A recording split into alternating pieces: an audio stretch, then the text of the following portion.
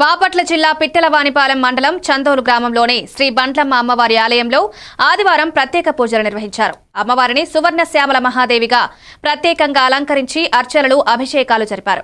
ఆలయ కార్యనిర్వాహకుడు ఘంటసాల నరసింహమూర్తి తెలిపారు. ఈ కార్యక్రమానికి పరిసర గ్రామాల నుండి అధిక సంఖ్యలో భక్తులు హాజరై భక్తి శ్రద్ధతో పాల్గొన్నారు.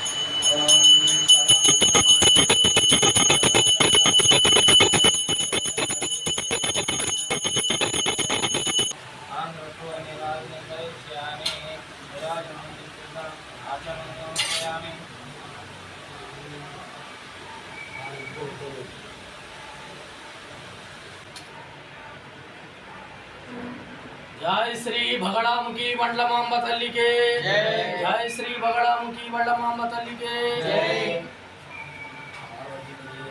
శ్రీమాత్రే నమః. శ్రీ బగళాముఖి అమ్మవారి దేవస్థానం చందోలు గ్రామం.